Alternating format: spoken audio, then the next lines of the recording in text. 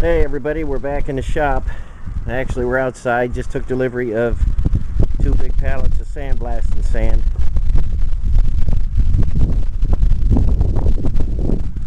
And I've got it covered up right now. We got some snow coming in and some terrible cold weather, so probably be next week before we get to sandblasting. But it's here, so we can move on with that when the time comes. And I'll take you inside and show you where we're at on the axles. Okay, in the last video, we took the hub and drum off, and I showed you how to separate the two just in case you need to. We had the swedge cutter set up in the mill, and if you haven't seen that one and you need to separate your hub and drum, that's a good video to watch. And I told you I'd show you how we get these axles out.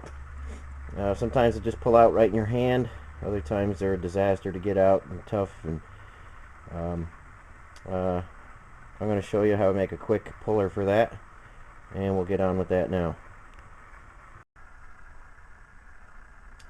Okay, I've got a block of steel set up in the vise, and I'm just putting the final size hole in it.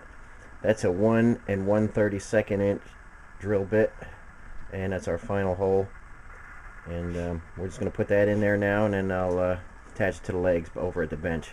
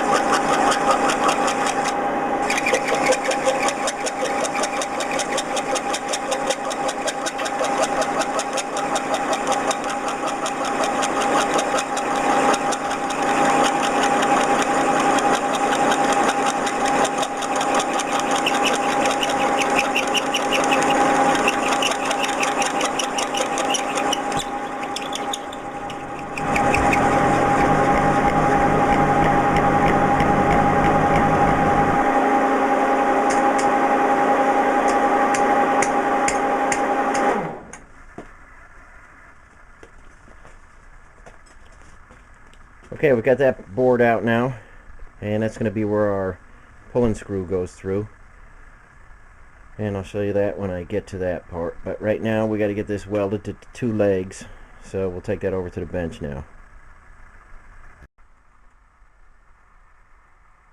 Okay, that's the basic arrangement we're going to have.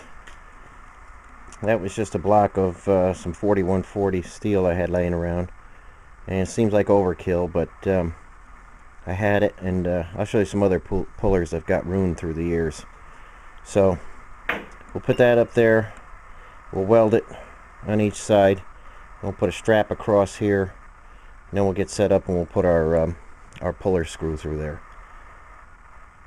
So let me get those tacked up, and I'll show you what they look like on the axle housing. Okay, now we got these 3 pieces tacked up, and what you want is your 2 legs to just clear your bearing cup there and still have plenty of bearing on the housing. I think you can kind of see what we're going for there, and there it is there. And now we'll get this welded up. I still don't have the camera to show the welding yet. I never was able to get that, and so I can't show you the actual arc shots or anything, but we're gonna get that welded up now. Got the TIG welder set up. We'll run a couple beads on there, make sure it's not going to go anywhere, and then I'll come back and show you the rest of it.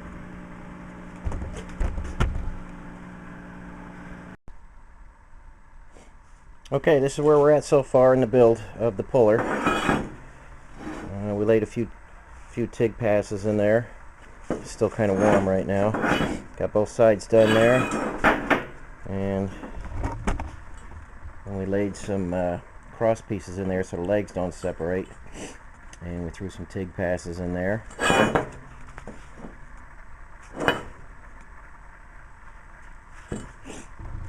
And I'll show you how it fits on the axle tube next. Okay, so when we go to pull that axle, we'll slide this up against the housing, and I still have to make our screw and our nut to attach to that, and then you can see we'll tighten that screw up, and it'll draw the axle right out. And I know it looks like overkill, looks like it's a little heavy, but again, I'll show you some other ones in just a little bit. Right now, I'm going to get working on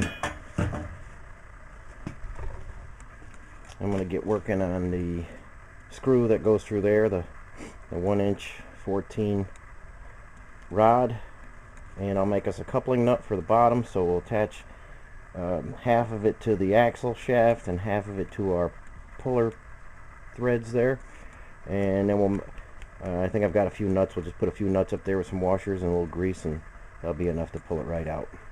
So let me get working on that. I'm going to head over to the lathe and do that real quick and get that threaded piece made, and I'll be right back with you. We'll let that cool while I'm doing the lathe work. Okay, be right back with you. Okay guys, it's been a little bit, but I'm back with you. I found a coupling nut in a box of miscellaneous stuff I had. 1-inch 14 thread coupling nut, and then just turned up this shaft on the lathe. That's just I think it's a piece of mild steel, might be 4140, but I got that turned up. So we got our coupling nut on the axle, and let's stick our puller on there. And it's kind of long. I think you can see it's kind of long because that fits another application, a little bit later model vehicle that I do a lot of, so I made it a little bit longer. And we're not going to get fancy with thrust washers or anything. We're just going to grease up a couple washers here, slide those on.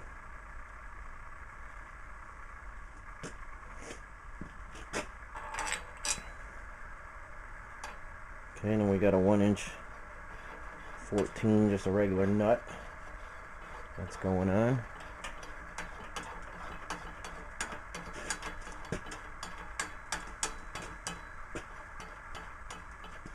And we're just going to lube that up a little bit.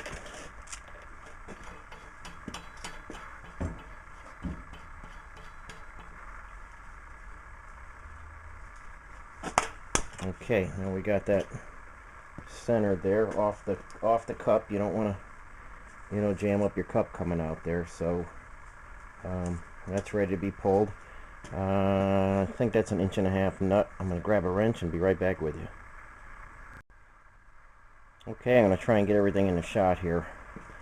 So we got 1.5 inch nut right here, and we'll just tighten down on that. We'll hold back on this coupling nut. I'll try and stay out of the way. And sometimes they come right out. A lot of times they're a bear. This one's coming pretty good. There's a good amount of force on that, but it's coming out nice.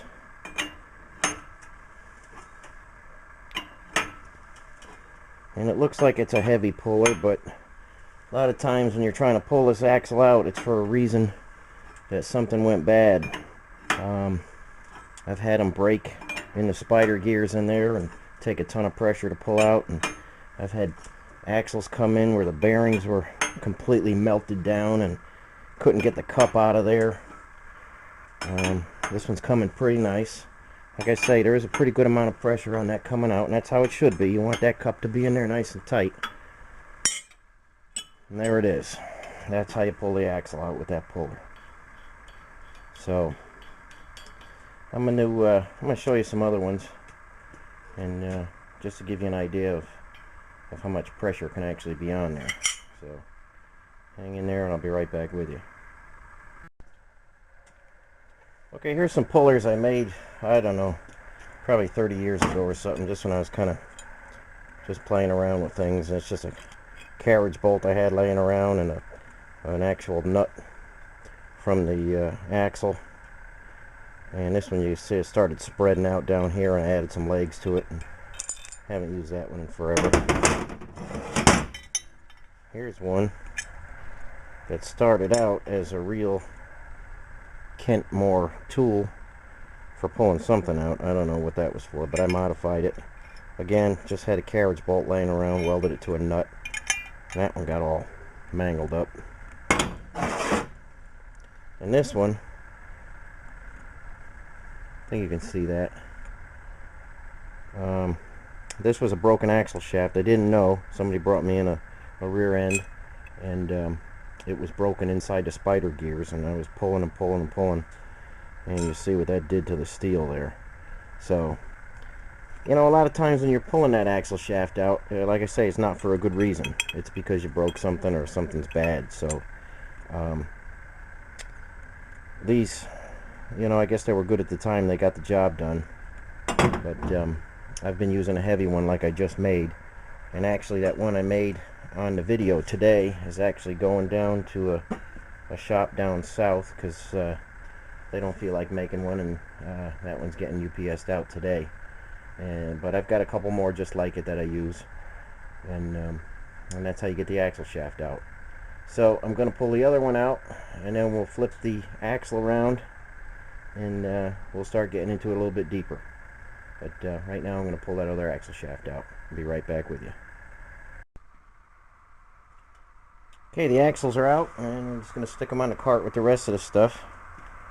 And let's see if you can see in there. You see it's all rough and pitted in there. This is the passenger side. You know, this is why when you do a restoration, you got to take them down and inspect everything, because this bearing would be howling in no time if you put it on the road.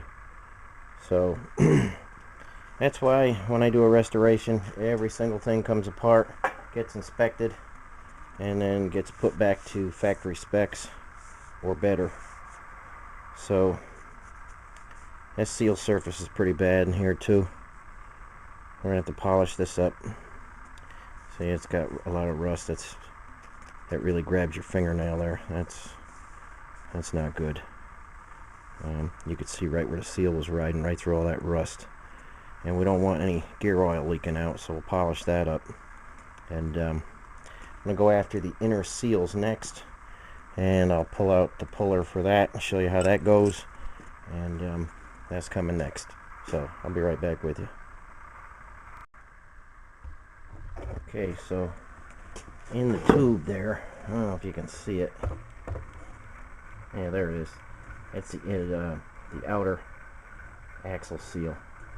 You don't want gear oil coming into the area where your bearing is, because you grease that with grease, and this wasn't designed to be, you know, swimming in gear oil.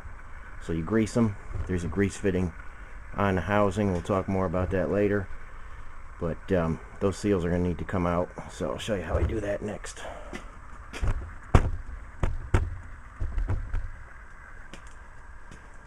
Okay, just got a standard slide hammer, and then this little doodad here. You put it in like that, open it up, and then pull back on it and pull the seal right out. They're deep in there, so they're kind of a pain to go after with a screwdriver or something. This works real good. So screw that on, send it in there. Got it opened up, and there goes the seal, just like that. So I find that's the easiest way to get them out without driving yourself crazy. That works real nice. So that's where we're at. We can get the other side out, and then we can go after the ring gear and the carrier and pull the pinion out. That pinion felt a little crunchy when I was spinning it, so I'm sure the bearings are bad on that. I want to check the carrier bearings. There is a lot of backlash in there. I don't like that there's so much backlash. We're going to have to reset that, probably reshim carrier bearings and stuff, but that's coming up in the next video. We're going to end this one here, and hope you're enjoying the series, and feel free to comment or let me know how you think it's going or anything you want to see. I'll get it out there for you.